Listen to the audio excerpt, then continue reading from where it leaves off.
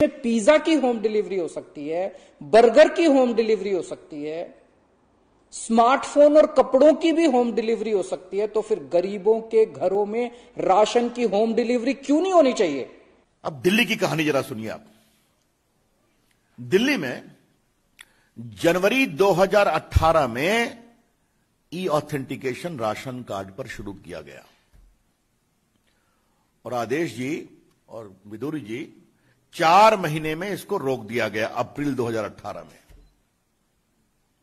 इस 4 महीने में क्या हुआ?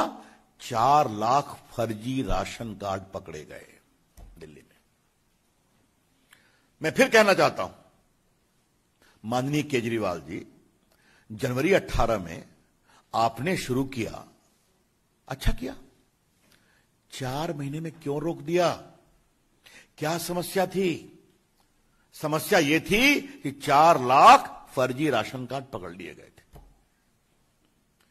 तो राशन माफिया दिल्ली सरकार पर हावी हो गया, इसको रोको। आदेश जी, विदुड़ी जी, तर्क क्या दिया गया कि टेक्नोलॉजी काम नहीं करती है। तो आपने 4 महीने में 79% ऑथेंटिकेशन कैसे कर लिया भाई, जो 4 महीना हुआ? और अगर टेक्नोलॉजी की समस्या थी तो आईटी विभाग में मुझसे आग्रह करते, भारत सरकार को लिखते। दिल्ली तो भारत की राजधानी है ना। मेघालय में हो रहा है, कश्मीर में हो रहा है, नागालैंड में हो रहा है, अरुणाचल में हो रहा है, जो पहाड़ों में है, हिमाचल में हो रहा है, उत्तराखंड में हो रहा है। यहां क्या परेशानी है आपको? और अगर टेक्नोलॉजी पर हुआ तो 1 महीने में ठीक हो जाता, शुरू कर देते। अप्रैल 2018 से आज तक आपने ऑथेंटिकेशन पॉस मशीन का दिल्ली के राशन कार्ड की राशन दुकानों में शुरू क्यों नहीं किया? यह दायित्व किसका है? केजरीवाल जी की सरकार का है। तो यह मेरा दूसरा सवाल है। अब मैं आता हूं होम डिलीवरी।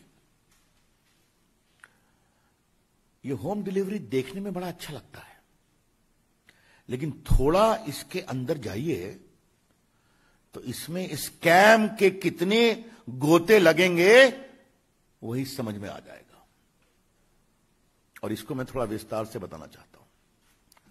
आप जब राशन कार्ड की दुकान पर लेते हैं तो वो मोहल्ले में है, घर के बगल में है, और उसका एक वैधानिक दायित्व इस कानून के अंतर्गत है।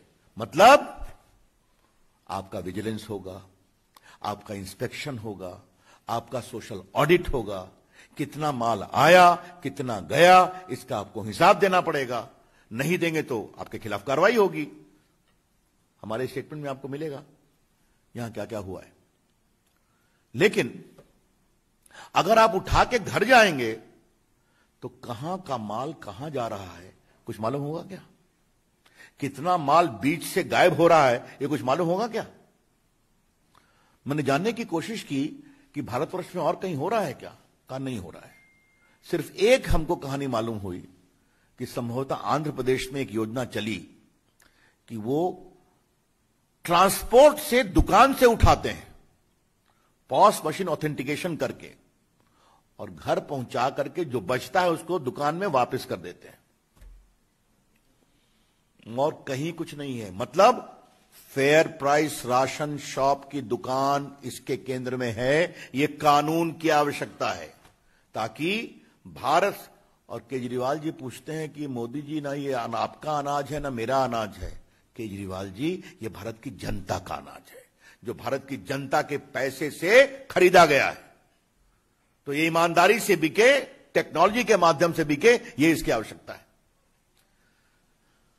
अब आपको हम एक और रोचक इसमें जो बहुत पीड़ादायक है, और मैं अपने दोनों नेताओं को जरूर कहूंगा कि भारत सरकार की ओर से उनसे पूछा गया कि कृपया करके आप बताएंगे कि आपने शेड्यूल कास्ट और शेड्यूल ट्राइब को क्या प्राथमिकता दी है।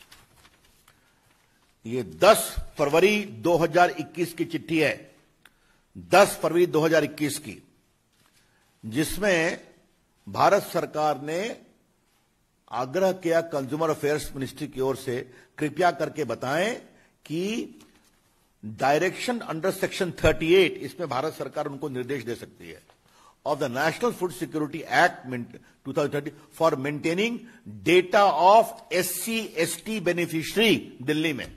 ठीक है, सुनिए आदेश, ये जवाब सुनिए, जवाब है दिल्ली प्रदेश का, not available, not available, not available. क्या मतलब है इसका भाई?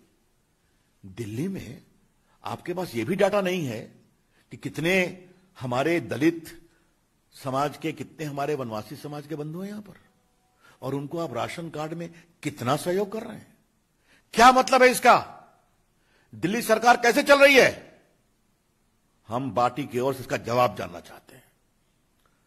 तो ना तो आप टेक्नोलॉजी से ऑथेंटिकेशन कराएंगे, 4 लाख का जहां घपला पकड़ा गया तो फिर आप उसको रोक देंगे, भारत सरकार के निर्देश को नहीं मानेंगे, और आप ST SC की भी चिंता नहीं करते हैं, प्रवासी मजदूरों की भी चिंता नहीं करते हैं, और दिल्ली के गरीबों की पात्रता की भी चिंता नहीं करते हैं। तो एक कहावत है ना, आपका चाल चलन कैसा है, तब ना आगे आप कुछ काम करेंगे। तो मैं पूछूंगा, केजरीवाल जी, मैंने आपसे क्रमबद्ध आपका चाल चलन रखा है, तो अगर ये आपका चाल चलन है तो किस आधार पर आप कह रहे हैं कि हम घर घर अनाज पहुंचाएंगे?